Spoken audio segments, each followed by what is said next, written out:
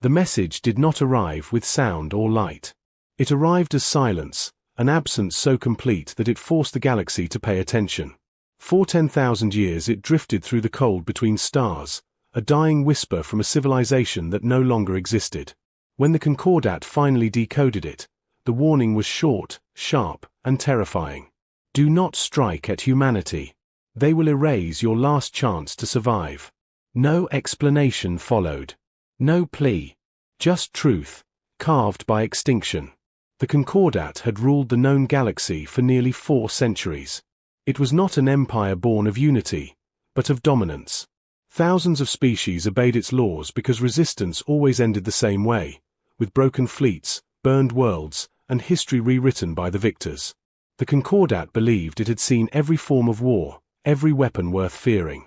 That belief was about to end. Supreme Admiral Kael'Run stood in the central war chamber of his flagship, Red Dominion. His tall, armored frame cast long shadows against the glowing star maps surrounding him. His species, the Virex, had evolved for conquest. Thick-scaled skin, for powerful arms, and eyes that saw into spectrums most species could not even imagine. Fear was not something they were taught. It was something they erased. Kael'Run read the translated warning again. Then again. He exhaled slowly through his fanged mouth, a sound halfway between irritation and contempt. A dead species trying to frighten the living, he said at last. Around him, officers shifted uneasily. They had read the archives. The extinct civilization had once dominated regions even the Concordat had never dared enter. Their technology had rewritten physics.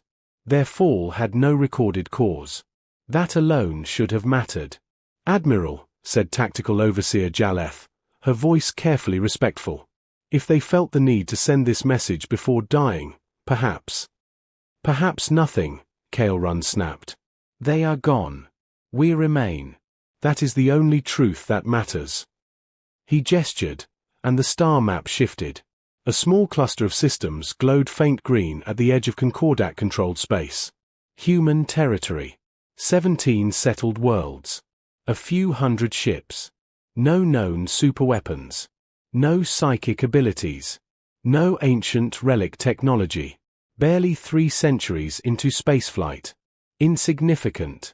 And yet, Kael'Run continued, these humans refused to obey Concordat law. The issue was not military. It was economic, and worse, symbolic. Human merchants had spread everywhere. They traded efficiently, fairly, and with an irritating habit of following rules so precisely that they broke systems built on exploitation. When Concordat tax fleets arrived, they were met with smiles, forms, appeals, counter-appeals, and endless legal loops. Not defiance. Not rebellion. Delay. It was humiliation dressed as politeness. They undermine authority without firing a single shot, Kael'Run said. That ends now. A formal demand was transmitted to the United Human Assembly. 30 cycles to pay all outstanding tribute. Failure would mean enforcement. No reply came. On the 30th day, a single unarmed human diplomatic vessel appeared at the edge of Concordat space. Kael'Run expected fear. He did not receive it. Ambassador Elena Ma walked into the war chamber alone. She was physically unimpressive, short, aging, with silver-threaded hair and calm dark eyes. She wore no armor, no visible weapons, and no symbols of rank. She smiled. "Thank you for seeing me, Admiral," she said. Kael'Run towered over her. "You have ignored Concordat law." "We disagree on that interpretation," Elena replied gently. "You owe tribute. We owe cooperation, not submission." The Admiral's claws tightened. "If you refuse, we will take what we are owed by force." Elena studied him for a long moment. Then she sighed, not in fear, but in regret. "I was sent to give you one chance," she said. "Not because we are weak, but because of what happens if you attack us." Kael'Run laughed. "You threaten us with extinction." "No," she said softly. "We warn you about survival." She activated a small device. A hologram appeared, the same ancient warning message. "We found this a century ago," Elena said. We tried to understand it. And we finally did. Kale Run leaned forward. Explain. You believe death is the worst thing that can happen, she said. For warriors, death is an ending. A release. An honor. Yes, Kale Run said proudly. Elena's smile faded. Humans don't fight for endings. We fight for consequences. Silence filled the chamber. Admiral, she said, if you attack us, you will not get the war you expect. You will lose something far more valuable than worlds. Kale Run slammed his fist into the command table. Enough. You will burn for this arrogance. Elena nodded. I hoped you'd choose differently. She turned and left. 3 days later, 40 Concordat warships arrived over New Meridian, a human agricultural world with no strategic value. 2 million civilians lived there. Kale Run broadcast his ultimatum. 1 hour to evacuate. The humans did not beg. They did not threaten. Evacuation ships lifted off where they could. Most could not escape. When the hour ended, Kale Run gave the order. The planet burned. Cities became glass. Fields turned to ash. Oceans boiled at their edges. The bombardment lasted 6 hours. When it ended, New Meridian was dead. Kale Run reported victory. He expected surrender. Instead, the humans vanished. Their ships disappeared from Concordat space. Their stations went dark. Their colonies fell silent. Scout fleets entered human territory and never returned. No distress calls. No wreckage. Only absence. 91 days later, alarms screamed across the Concordat. Human ships appeared simultaneously over 17 Concordat worlds. They did not arrive through known space lanes. They did not move like ships. They slid into reality like thoughts becoming real. Weapons fired at them passed through empty space. Then Concordat fleets began to shut down. Not destroyed. Disabled. World by world, the Concordat lost control, without a single city burning. Kale Run watched his empire freeze in helpless silence. And when Ambassador Elena Ma appeared on his screen once more, her voice was calm. You killed 2 million people to send a message, she said. Now you will live long enough to understand ours. For the first time in his life, Kale Run felt true fear. Not of death, but of what comes after. The Concordat had prepared for every kind of war, except this one. Supreme Admiral Kale Run stood on the bridge of the Red Dominion, surrounded by a fleet that no longer obeyed him. Engines were silent. Weapons were inert. Communications flickered with fragments of panicked reports from across Concordat space. Thousands of warships, once symbols of absolute power, now drifted like dead leaves in a frozen void. No explosions. No heroic last stands. No enemy to strike. Only paralysis. Status, Kale Run demanded, his voice sharp enough to cut through fear. Chief Engineer Vorkesh turned from his console, scales pale. All primary systems are disabled, Admiral. Not damaged. Disabled. Power exists, but commands do not execute. It is as if the ships no longer recognize us. Kale Run clenched his claws. That is impossible. It should be, Vorkesh replied quietly. But it is happening everywhere. Across the galaxy, the same reports repeated.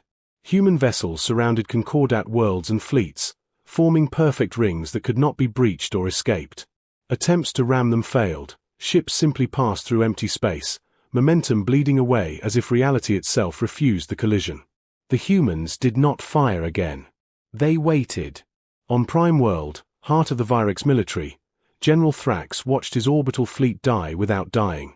200 warships drifted uselessly above the planet. Fighter wings sat frozen in hangars, their pilots trapped in metal shells that would never launch. Open all channels, Thrax ordered. Demand engagement. No response. Hours passed. Then days. Trade lanes collapsed. Resource shipments failed to arrive. Power grids began to flicker as off-world fuel stopped flowing. Hospitals struggled. Food distribution faltered. Panic spread, not from destruction, but from uncertainty. This was not conquest. It was suffocation. On the sixth day, a human transmission reached every Concordat world at once. No threats. No ultimatums. Just information. A calm human voice spoke in clear, translated language. To all Concordat citizens. Your infrastructure is intact. Your people are unharmed. This state will continue as long as no further aggression is committed. Your fleets are disabled to prevent additional loss of life. You may communicate freely within your systems. Interstellar travel is restricted. The message paused. This is not punishment. This is containment. Containment. The word struck deeper than any weapon. Kale Run replayed the message in his private chamber. Again and again. He searched for rage, for defiance within himself. Instead, he felt something unfamiliar. Helplessness. He summoned Ambassador Elena Ma. She appeared on his screen moments later, unchanged. Calm. Human. You said you would show us, Kale Run growled. This is your mercy. Yes, Elena replied. Because you are alive. Our people suffer. They are fed. They breathe. Their worlds stand, she said. You once burned a planet to send a message. We chose not to. Kale Run's voice lowered. What do you want? Elena did not answer immediately. When she did, her tone carried weight. We want you to understand what you tried to take from us. She activated a display. Images appeared, human colonies rebuilding, refugee centers expanding, billions of humans relocating across hidden networks the Concordat had never detected. You thought we vanished, she said. We didn't. We moved. We prepared. Kale Run stared. Those ships, this technology, how? Humans are very good at one thing, Elena said. We adapt when survival demands it. She showed him archived data, human scientists studying extinct civilizations, not to copy their weapons, but to learn why they failed. They burned their enemies, Elena continued. They scared them. They ruled through fear. And when fear stopped working, they had nothing left. Kale Run felt the words settle like stones in his chest. You studied them, he said. Yes. And we studied you. The truth hit him harder than the loss of his fleet. The humans had never planned to fight the Concordat head-on. They had planned to remove it from the equation. On the 10th day, the Concordat Council convened in emergency session.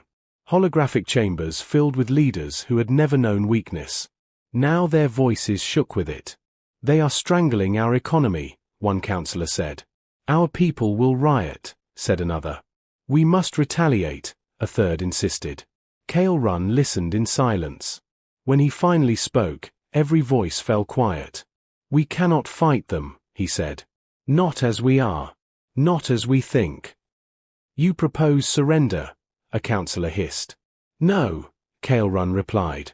I propose understanding. He requested a private audience with Elena Ma. She accepted. When she appeared, Kale Run bowed, not in submission, but in acknowledgement. You warned me, he said. About final opportunities. Yes, she replied. Explain it, Kale Run said. Completely. Elena's eyes softened. Every species believes survival ends at death. Humans learned long ago that survival can be taken apart piece by piece. Hope, choice, legacy, control. She leaned closer. You took lives to prove strength. We took the future you thought was guaranteed. Kale Run closed his eyes. What happens next? He asked. That depends on you, Elena said. We did not come to rule you.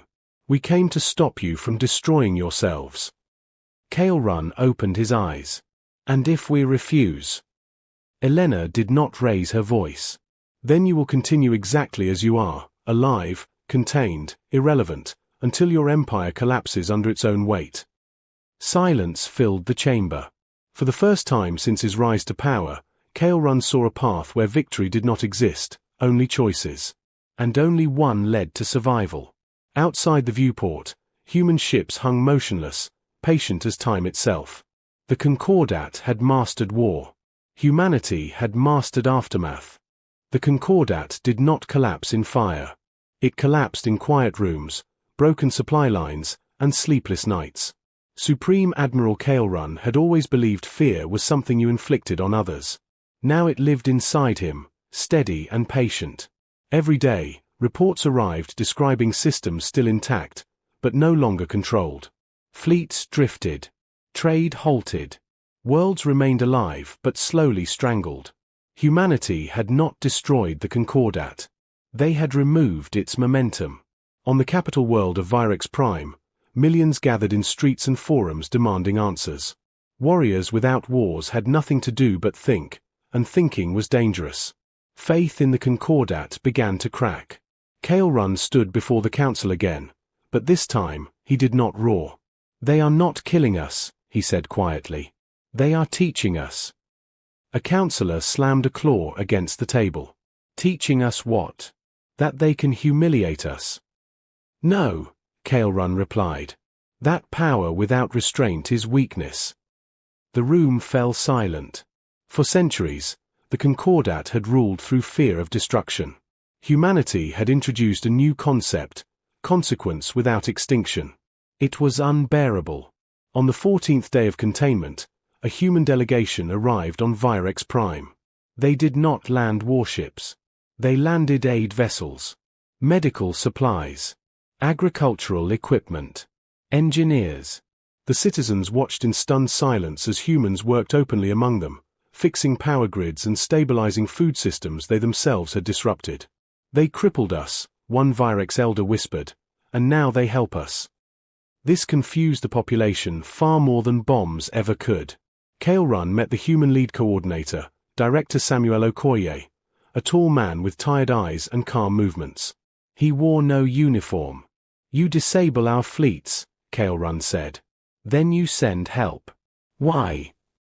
Samuel looked at him carefully. "Because this is not revenge." "Then what is it?" "Correction." Kael'Run felt anger stir.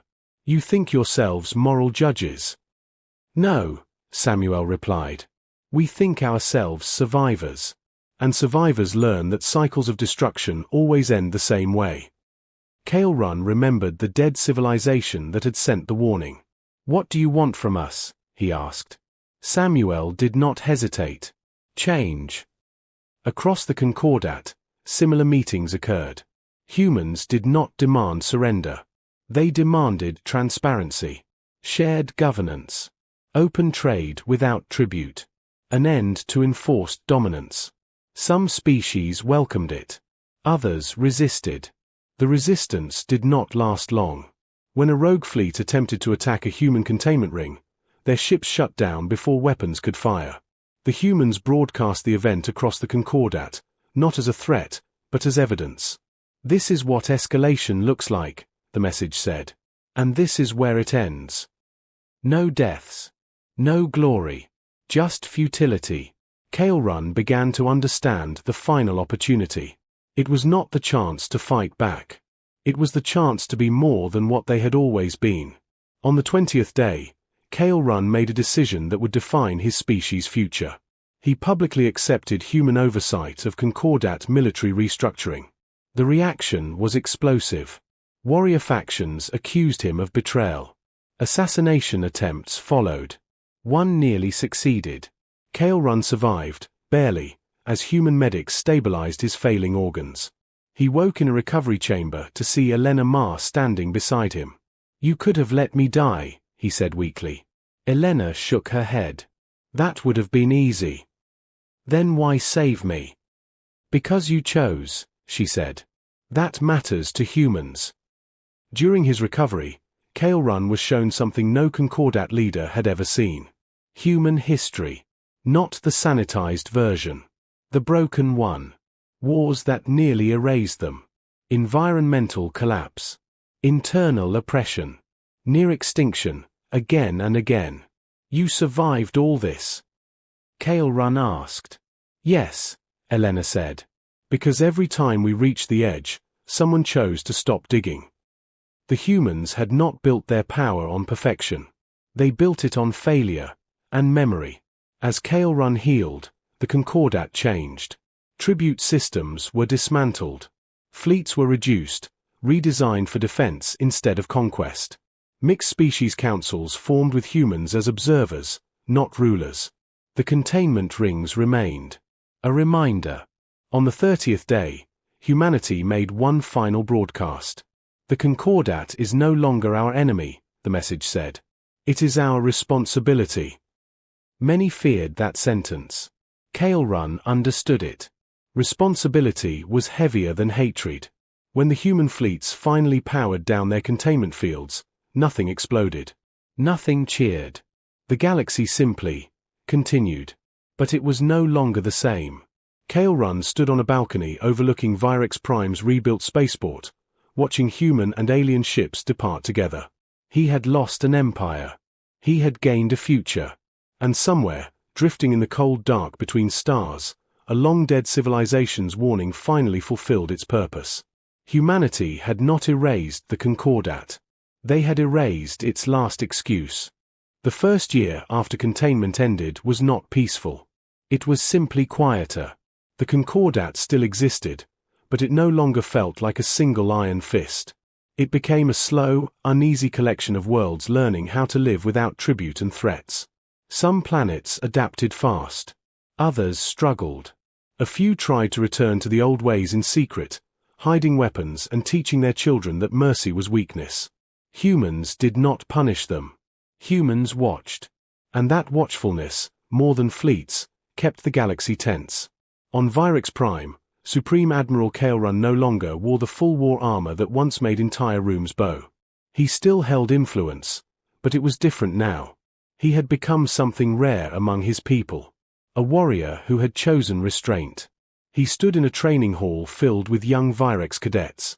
They practiced tactics on holographic fields that displayed defensive formations, evacuation priorities, and communication redundancy. These were lessons the Concordat had once mocked as cowardice. Kale Run watched their movements and felt an old ache in his chest. A million years of instinct told him war should be simple. But the galaxy had changed, and simplicity was now a lie. A human instructor walked beside him, Captain Myra Dallon, a lean woman with a scar across her eyebrow and a voice that stayed calm even when alarm screamed. She was not there to command Virex soldiers. She was there to teach them how humans survived. Your instinct, Myra said, pointing at the tactical display, is to win the battle. Kale Run's jaw tightened. That is the purpose of battle. Myra shook her head. That's the purpose of pride. The purpose of battle is to protect what matters after the battle. The cadets listened carefully. They did not fully understand, but they tried. That effort alone was new. Then the emergency signal arrived. Not from a border skirmish. Not from a rebel world. From deep space.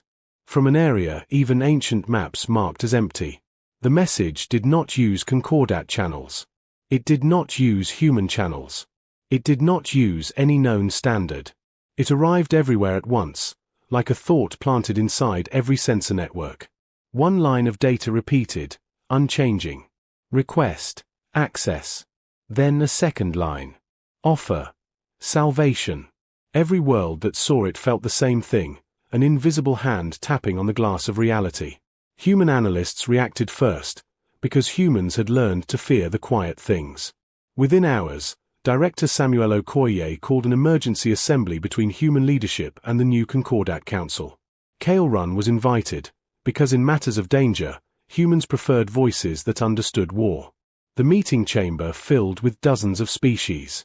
Fear smelled different on each of them, but Kale Run recognized it all the same.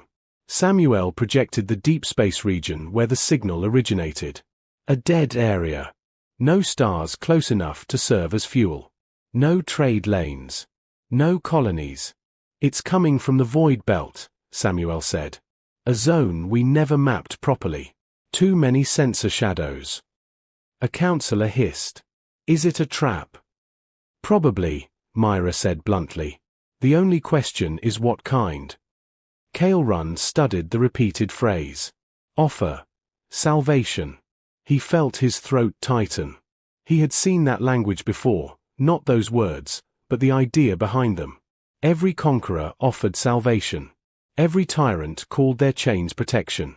Humans did not panic. They moved. Within a day, a joint expedition formed, human vessels and Concordat ships, working together for the first time as equals.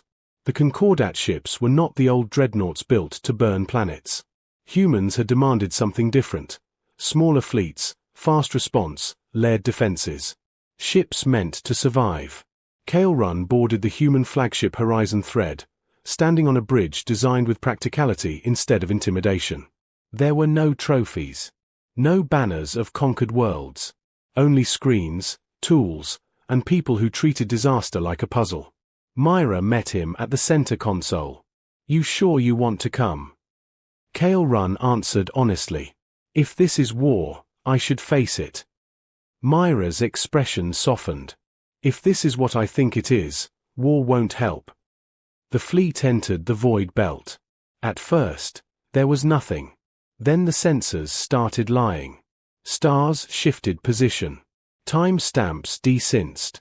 One ship reported a planet that wasn't there. Another reported hearing voices in static, dead languages, crying to be remembered. Crew members grew pale. Some collapsed from migraines.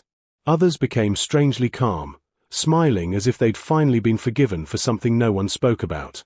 "Psychological attack," Kale Run muttered. Samuel's voice came through the comm. "Not exactly. It's closer to reality manipulation. Something is rewriting inputs, making our minds do the work." Myra's hands moved fast over the console. "All ships, switch to manual verification. Cross-check every reading with physical reference markers. If you feel certain about something you didn't prove, assume it's false." This was humanity's strength made visible. Not stronger weapons. Stronger doubt. They had trained themselves to question even their own senses, because humans knew how easy it was to fool a mind that wanted comfort. The signal repeated again, louder. "Request. Access." Suddenly, a shape appeared ahead, like a wound in space. It was not a ship. Not a station. It was an opening, a dark structure folded in strange angles, as if it existed partly outside reality. Around it floated wreckage, ancient hulls, shattered into neat, clean slices. Kale Run felt cold crawl up his arms.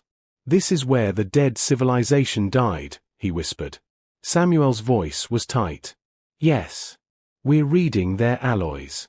Their energy signatures. It's them." Myra stared at the opening. "And whatever killed them is still here." The structure pulsed. The fleet's lights flickered. For a moment, every screen displayed the same message. Offer. Salvation. Then a third line appeared, translated into every language. "Give US your war. We will give you peace." A Concordat captain shouted over comms, voice shaking with hope. "It's offering an end to conflict. We could." "Don't," Myra snapped. "That's not peace. That's surrender dressed as kindness." The structure pulsed again. A wave of pressure rolled across the fleet. One Concordat ship drifted forward without command, drawn like iron toward a magnet. Kale Run watched its engines die, one by one, as if its will was being unplugged. "Cut it loose," he roared. The ship did not respond. Then the opening reached out, not with beams, not with missiles, but with something like intent. The drifting vessel stopped resisting entirely. Its crew went silent. On the feed, Kale Run saw their faces. Calm. Smiling. They were being given the feeling of safety while something ate their freedom. Myra's voice was steady. "Humans. Concordat. Listen. This thing doesn't want bodies. It wants choices. It wants the part of you that decides." Samuel leaned in. "Then how do we fight it?" Myra's eyes narrowed. "We don't fight it with force." Kale Run felt his heart's pound. "Then with what?" Myra looked at him, and her answer carried the same weight as Elena Mar's warning long ago. "With refusal." She opened a channel to every ship. "Everyone, turn off anything automated. Anything that can accept on your behalf. No smart systems. No negotiation algorithms. No instinct-driven responses. This is a predator that feeds on permission. The structure pulsed again, stronger, like a command. Request. Access. Kael'Run's hands trembled. He realized the truth in a flash. This was not a weapon that killed. This was a weapon that persuaded. It offered salvation. It offered endings. It offered relief. And the dead civilization had taken it, because even the strongest empire eventually gets tired of surviving. Kael'Run stepped forward. He grabbed the open mic on the bridge. And he spoke, not as an admiral, but as a witness. This is what humans saved us from, he said. Not destruction. Not defeat. His voice grew stronger. This is the enemy that waits until you beg for peace. He looked into the dark opening and felt something inside him resist. A new instinct. Not the instinct to conquer. The instinct to endure. We do not give you our war, Kael'Run said. And we do not ask you for peace. Myra nodded once. Good. Outside, the structure pulsed again, angrier now. Because for the first time in a very long time, it had met a fleet that refused the easiest option. And that refusal, human refusal, was about to become the galaxy's sharpest weapon. The dark structure in the void belt reacted to refusal like a living thing in pain. Space bent around it. Light twisted. Sensors screamed as reality itself seemed to tighten, as if the universe did not like being told no. The offer repeated again and again, faster now, louder, pushing against every mind in the fleet. Give US your war. Give US your burden. We will end it. Some Concordat crews fell to their knees, claws digging into metal decks. Generations of warriors had been raised to believe conflict was their purpose. To be offered an end to it, to be promised peace without effort, was a temptation deeper than fear. On the horizon thread, Kael'Run felt it too. For a brief, dangerous moment, he imagined silence. No councils. No rebellions. No shame. Just rest. And then he remembered New Meridian. He remembered the humans who did not beg. Director, Kael'Run said, voice strained, it's learning. Samuel Okoye nodded. Yes. It's adapting its offer. It's searching for the shape of our weakness. Myra Dallon's fingers flew across the console. Which means it still doesn't understand something. The structure lashed out again, not physically, but mentally. Memories flooded the bridge crews. Regrets. Losses. Every moment they wished had ended differently. One Concordat pilot screamed and tore off his neural interface before it could respond on his behalf. Myra grabbed the open channel. Listen to me, she said, her voice cutting through the chaos. This thing can only take what you give it. Not weapons. Not ships. She paused. Only permission. The ancient civilization had given permission. They had handed over their wars, their choices, their responsibility, hoping for peace. And lost everything that made survival meaningful. Samuel turned to Kael'Run. Admiral, you once ruled through fear. What do warriors fear more than death? Kael'Run answered without thinking. Irrelevance. Samuel nodded slowly. Then that's our leverage. The human plan was not fast. It was not clean. It was deeply human. Across the fleet, humans began broadcasting, not attacks, not commands, but stories. Raw data streams of human history. Wars fought and lost. Wars won and regretted. Mistakes repeated. Atrocities remembered. Rebuilding after collapse. They flooded the void belt with context. Not polished narratives. Messy truth. The structure reacted violently. Space rippled. The signal stuttered. Stop. This data is unstable. It can't process contradiction, Myra said. It needs simple exchanges. Give war, receive peace. Humans don't think that way. Kael'Run watched in awe as Concordat crews joined in. They shared their own histories, conquests, failures, cycles of violence. Not to justify them. To acknowledge them. The structure pulsed erratically now, like a heart losing rhythm. Why do you keep your conflict? Kael'Run stepped forward again, ignoring the tremor in his limbs. Because conflict reminds us we are alive, he said. And alive means we can still choose better. The opening shrank slightly. Samuel whispered, "It's destabilizing." Myra grinned grimly. "Good. Now we finish it." Human ships activated something the Concordat had never prioritized: massive distributed computation. Not a single weapon. Not a central strike. Millions of independent processors, each one making slightly different decisions. No unified command. No single point of failure. The humans did not attack the structure. They refused to be simplified by it. The structure tried one last time. Final offer. End all struggle. The reply did not come from one ship. It came from all of them. Human. Concordat. Dozens of species. A chorus of rejection. No. Not like this. We choose to live with the cost. We choose tomorrow. The structure convulsed. Without permission, without acceptance, without a single clean answer to feed on, it collapsed inward. Not exploding. Not dying. Disconnecting. The wound in space sealed itself, folding back into nothing. Silence followed. Real silence. Then the fleet systems stabilized. Sensors cleared. Time synchronized. The void belt was empty. It was over. Back on Virex Prime, the galaxy breathed again. The threat that had erased a godlike civilization was gone, not destroyed by fire, but starved by refusal. Weeks later, a memorial was built at the edge of human space. Not a monument of victory, but a marker of warning. It carried the ancient message, and a new one beneath it. Do not strike at humanity. They will deny you every final opportunity. Below that, in smaller text, added by human hands, including the opportunity to stop choosing. Kael'Run stood before it with Elena Ma and Samuel Okoye. He no longer wore the title of Supreme Admiral. The Concordat had dissolved its old hierarchy. He was simply Kael'Run now. A survivor. You saved us twice, he said quietly. Elena shook her head. No. We showed you how to save yourselves.